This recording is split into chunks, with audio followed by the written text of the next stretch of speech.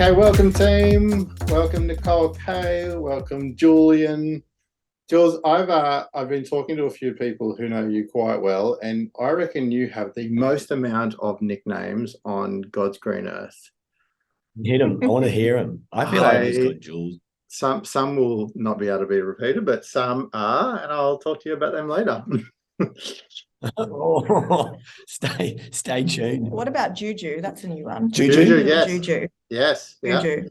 Someone was flicking around the other day, and I was like, I don't know who you're talking about. They're like, Jules. I was like, that makes, yep, okay, no, I get it. Yep, cool. So you guys are on a big old EVO global tour across the world. Before we talk about that, let's do a little get to know you game. So this is based on the trip questions, okay? The rules of the game are you point to whoever it's true for. Done. Good. You ready? It's very complicated. Yeah. I reckon you got this. Question 1. Who's the most organised? It's not you, Jules. My charger in the hotel. Organised. Thank you. Organised chaos. Okay, you can have that one. Who functions the worst in the morning without coffee? Oh yeah, definitely actually you. Definitely you. Yeah, I realised. Who spent the most money on useless crap this trip?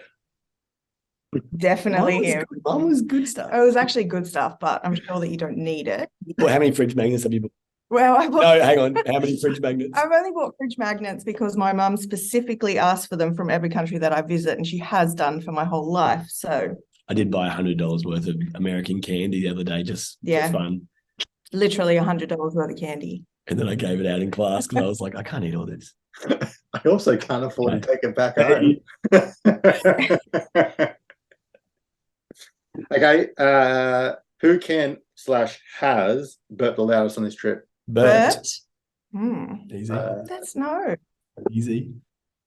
Debatable, but we're here in the middle. Who travels the lightest, aka takes the least amount of stuff with them?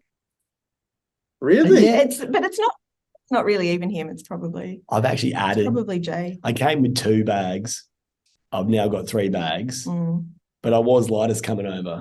You were much lighter than I was coming over. Yeah. I'm a just in case kind of maybe person. I don't know, maybe it's crossroads. I picked up a snowboard on the way.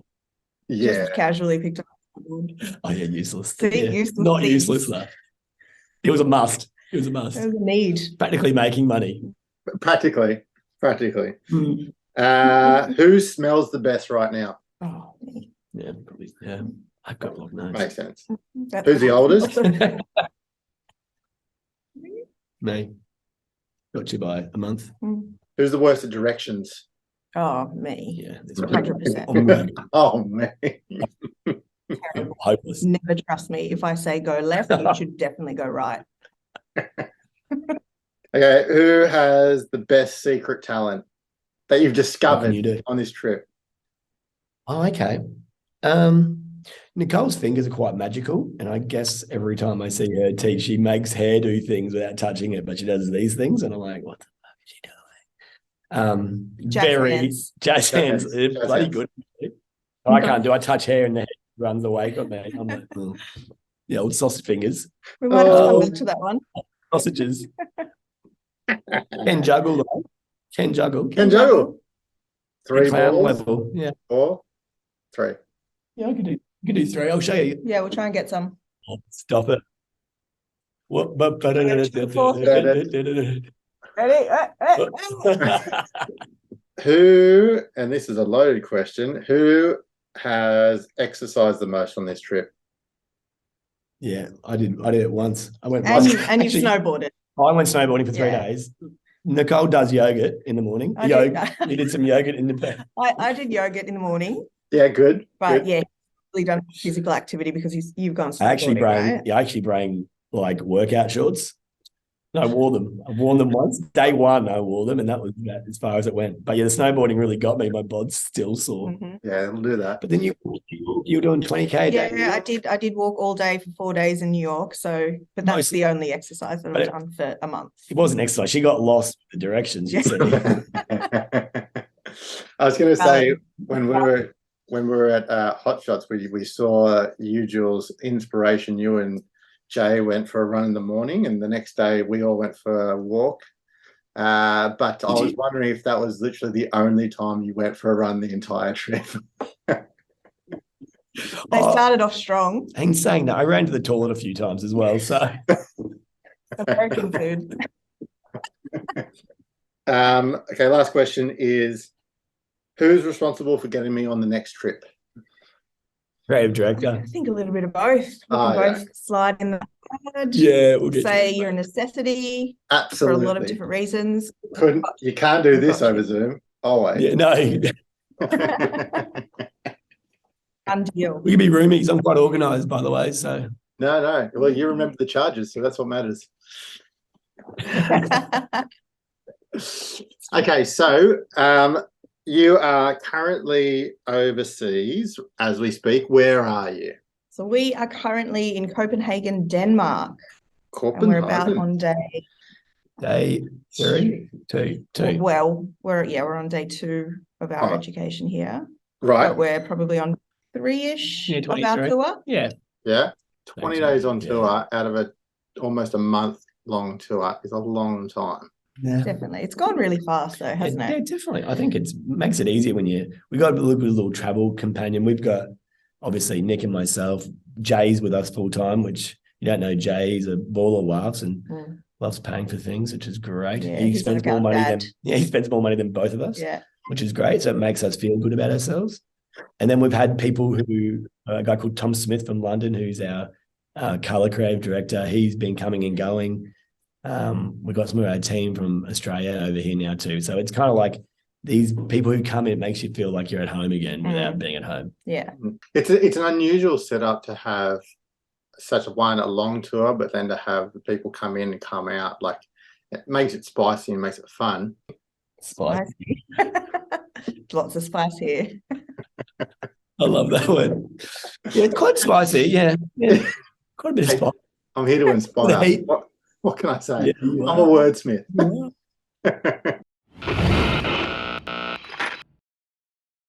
The AHIA Creatives have just launched, and the dates are as follows. Obviously, they're open, so that's good. Entry deadline is the 27th of the 3rd, 2023. The finalist announcements will be the 1st of the 5th, 2023. And we've already locked in the gala night, which is the 12th of the 6th, 23. Okay, so you've been in, I'm just reading, you've been in Georgia via Texas. You've been in, I'm reading your current message that you sent to me, Nick, for 11 days, and you're in New York, then you where you are now in Copenhagen, Sweden. So you're fully on doing just train the trainers on both creative process and trends. Yeah, so we had 4 days off. So I was in New York. The boys went to Vermont and did some snowboarding, and then we met up in New York at the end of that.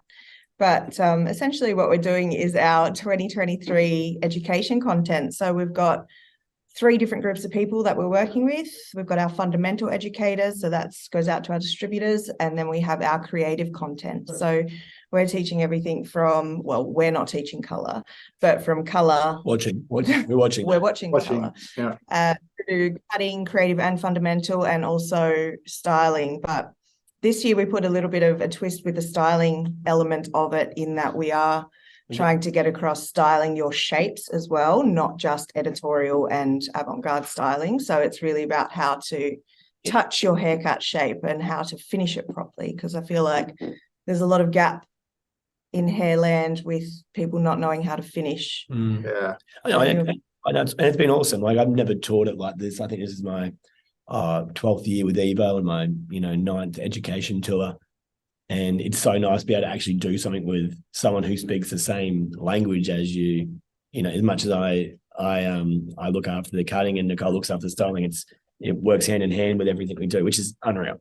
And it's good to have someone to banter while teaching as well. It's nice and it's exactly the EVO vibe. It's like we're serious about what we do, but we want to have a bloody good time doing it. You don't do hairdressing to be all serious and uptight. It's like, it's all about being expressive and enjoying yourself. So it's been actually worked out really, really well. Yeah. We have a fun job. We try and, make it a little bit fun along the way, but still all of our core techniques are solid, I think. Yeah, it's been good. Best one yet. Now, Jules, your official title is not cutting. Your official title is Captain of Fun, isn't it? Is that not the title that you own? Director of Good Time. Director of Good Time. How's the title? It's Director. The director. I guess it's based around yes, I still do look after all the cutting, but it's more looking after culture. When we go overseas, it's about making sure that, yes, companies start getting bigger and there's a few more suits and ties that come in with that. It's definitely a business. Yeah. But from our point of view, hairdressers, we get to really focus on making sure that everyone has a good time and gets the same feeling that we deliver back home in Australia. We push that out to the rest of the world. And then, you know what, we've taught so far probably 30, or up to about 80 or 90 people so far through our training, and we've got another 30 next week. But they are all very much, the ethos of what we do, who we are, how we work. But you just want to break it up with a bit of fun. Like, how good's laughing? Like, laughing is the best thing in the world. And it's the one thing that you can connect with anyone if they speak German or Dutch or American. It's that laughing and connection and smiling and going, you're allowed to enjoy yourself. You don't have to be a stiff. It's all about bringing out the best who you are and working with what we do. Definitely. Yeah. And I think Jules is really, really good at making people feel incredibly comfortable. And I think putting a huge emphasis on that, because if someone's comfortable, they're going to do their best work. Yeah. If they're uncomfortable and nervous and in a little bit of a shell. So we try and bring the comfort out of people so they can do the things. Do all the things. Do all the things. That was me having a burger. No, it was me biting my nails. I was nervous. Fried chicken. Oh, right. So we were. Wasn't sure if you were a squirrel or what you were. It's one of the techniques that Nicole teaches, though. No, one of the students in the States said my hands look like squirrel hands when I was doing this certain thing, so that just stuck throughout America. And now forever. It's a funny one in terms of that culture of Evo is so much of that Aussie kickback vibe, which I assume is quite difficult to then interpret or to get out to a global market, that it's still that Aussie kind of cool kickback vibe. Like, it must be a really kind of interesting journey with the people that you have with you. Like, we've added lots more people to our crew, and some of the people who are directing certain categories of doing, say, like Tom Smith from London, he very much knows how the Australian vibe works. He's much more polished than us, by the way. but the same thing comes across, right? Like, and no one understands me anywhere I go, so I didn't understand me in Australia. I've learned how to do accents a lot, but it's definitely that little bit of, I think it's just that input of fun that we love doing. And that's the culture that got me into Evo 12 years ago. Yeah. I don't know what brought you to Evo. Like, as much as I love all their branding and love all their products, it's like the general culture of it was always based around having fun, having a good time, enjoying what we do. And, I think and doing good hair as well. Yeah. There is that. Good hair sometimes. The hair got better now because Cole styles my haircuts. But I don't know. There's that whole concept of, like, if work was supposed to be fun, they'd call it fun.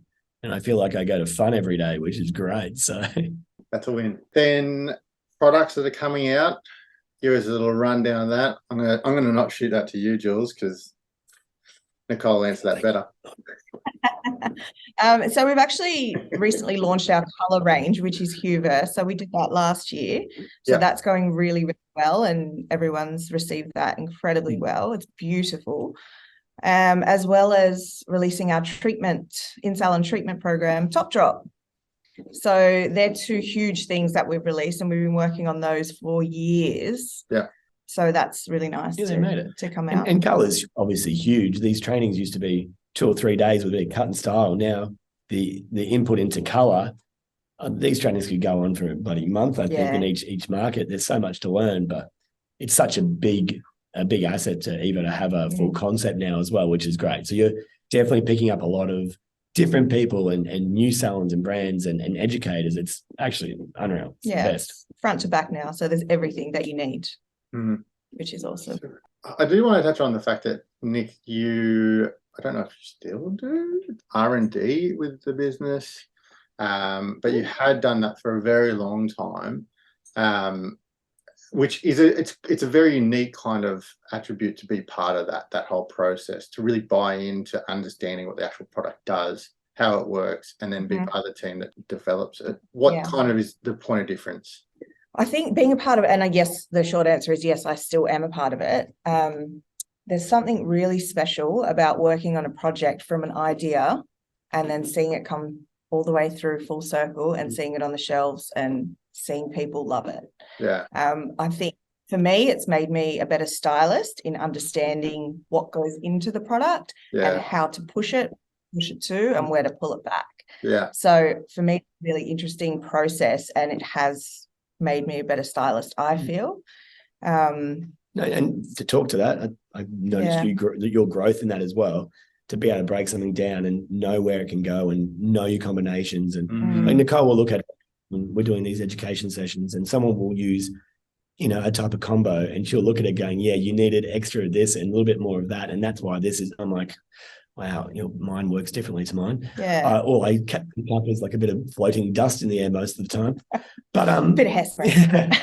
But it definitely helps. And I think Nicole, not only does she work on R&D, but it's like when it goes to market, she's doing all the campaign work for it too. So it's pretty cool what you've got yourself into. I love that. I love seeing something from an idea all the way through to campaign and to the shelves. But the whole range is designed to be comboed. So that's a really special, unique thing about Evo, because you can literally create any product you want based on how much of each thing you put in to what you need, because there's no same head of hair, right? Well, you and I have the same hair. That was a silly comment. Okay, so next up, after this gigantic tour and you guys sleep for about a month, I'm going to sleep. I'm going to hug my babies. Yeah. We're missing the kids. We're missing the kids and miss those. And then we've got a few big shows on this year, which is really exciting. So we've got, where are we going? We've got Berlin, Nashville, and then back home in Melbourne. So I think the world's come back to normal again. We get to do, a big Evo full concept show again, which is great. There's a lot of things going on this year, though. There's a lot of things. So we'll be doing a lot of prep for that, and then we'll be getting our 2024 education content ready. Yep. So we'll be shooting that. We've got loads of campaigns for new products that we're launching, which is super exciting. It's actually a really big calendar. I'm going on a boat through the Mediterranean on a junket, on a hair care junket where I get loose. I feel like you know more about this because you're waiting for an invite. Yeah, sure am. Is it coming? You're going, aren't you? Hey, that's why I'm waiting for you guys to put in the good word. Come on. No, you can. I said you can share. You can share rooms with me, bunk beds, heads and tails, more river activities. Thank you so much for taking the time whilst you're on a junket of all junkets. Appreciate it very much. I don't know how to say goodbye in wherever the hell you are, but hang on, give us 1 second. We'll just Google it. Google that one. Oh, here we go. See, organised one. It's come up as Danish blue, not Danish buy. The blue cheese looks good though. Here we go. Ready? It's goodbye. No. Could you imagine if it was? I was like, oh yeah. No, yeah. Farvel. Farvel. Farvel. Farvel. Farvel.